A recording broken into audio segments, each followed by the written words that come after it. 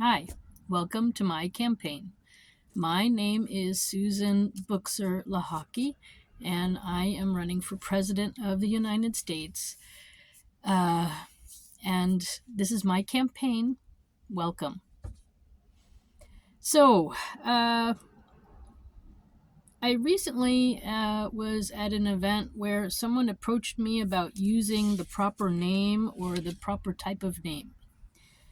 And then I decided I would go and see what the FEC website was saying. And although I keep,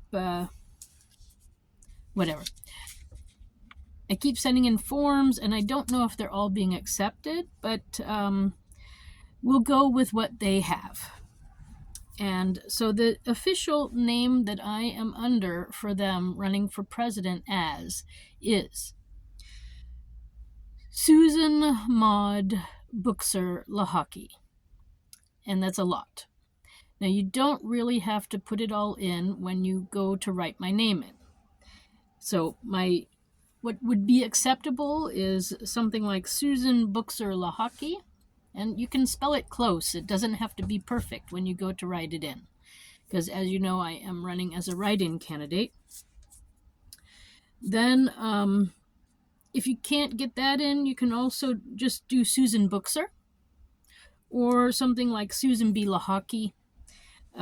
There should be a hyphen supposedly between the Buchser and the Lochocki. And now I'll go into that. So I was actually born Susan Maude Lochocki. That is my maiden name. And Lochocki is not at all pronounced the way it is spelled. So when my ancestors came over from Poland, supposedly at the border at Ellis Island, they were forced to take the line out of the L of their name, because in Polish you put a line through the L and then it's pronounced like a W. So at the time when my ancestors came over, their actual pronunciation of the name was Wochocki. So technically I'm Susan Wochocki. But because they did come over at a time and when they were adjusting names to be Americanized or Englishized or whatever you want to call it, it became Lochocki, but it's not at all pronounced the way it's spelled. So it's actually more Lochocki, something like that would be probably the proper, if you wanted to spell it, or spell it phonetically or pronounce it phonetically. But looking at it, it's just, think of lacrosse and hockey combined, Lochocki. And then my middle name is Maude, which was my grandmother's name. So I was named after my grandma. And then beyond that, I was confirmed in the Catholic Church when I was in my late teens, and my Catholic confirmation name was Catherine, which was my other grandmother's name. So I have those also additional names. And then I went off to New York and went to art school and got into banking, and then I met a nice Swiss guy. So I was 33 years Susan Lochocki. So most people in the United States know me as that. Then when I went off to Switzerland, my future husband said to me one day, "Oh, Susan, will you please take my last name and be Buchser?" I mean, I'm not pronouncing it right. It should be pronounced Buchser, and that's probably not even perfect, but that's as close as I can get. I could say Buchser. It's spelled in American, or if you want to spell it in American English, it's Busher. But it's Buchser for me. And so book and sir is how you say it. So looking at the words and trying to pronounce them doesn't work because they're both foreign names. Then I agreed. I said, okay, so that we could be family Buchser. Then we got married. And you know what happened? In Switzerland, everybody takes the maiden name from the woman. So not only am I Susan Buchser-Lochocki, now So, and we do it in Switzerland, it's reversed. So it's your official last name and then the extra name at the end. So it's Susan Buchser-Lochocki. That's how I got that direction. And then my husband, when we were married, he had the same thing. His name was Christoph, so it's Christoph Buchser-Lochocki. So he took my last name too.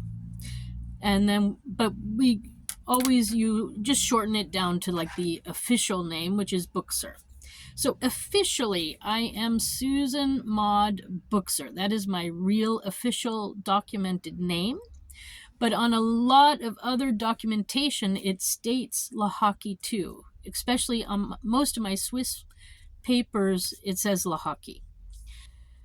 So anyway, when I came and actually I should say, when I decided to run for office, I thought I should probably use a name that people might recognize here in the US, as well as my Swiss name.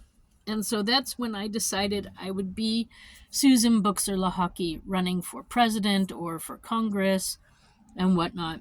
And then I've toyed with the idea of, going back and forth between, because it's so hard to say all of that.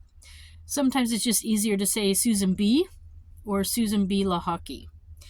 And so ultimately, though, my real name is Susan Maude Buchser hyphen Lochocki. And so that is how it works. If you go to vote for me eventually in November, writing Susan Buchser will be enough. If you want to write Susan Maude Buchser, you can. If you want to write Susan Buchser-Lochocki, you can. If you want to write Susan B Lochocki, just as long as you come close is the important thing. And it has to be recognizable to me, to identify me. But I wanted to get this straight because people are having difficulty with this, and this is a life of being a woman. Women becoming dependents on a man when we get married. This is what happens. You sort of lose your old identity, and then you take on this new one, but you still have this other one. So Switzerland has that solution. In the US, I think nowadays woman keeps her last name first, and then her maiden name first, and then the husband's name becomes attached to it. So again, this is, just think of all the people coming through Ellis Island where things got mixed up and confused. Oftentimes too in Swiss documents, it's always the last name is first and then the first name. So that probably also screwed up a lot of people's names over the years coming through before, computers and real documentation. But anyways, it's my First Amendment right to express myself the way I want. And for ease of purpose, I say Susan B sometimes, or Susan B Lochocki. And sometimes I say Susan Buchser-Lochocki. So all of these are correct. And I think, we have to realize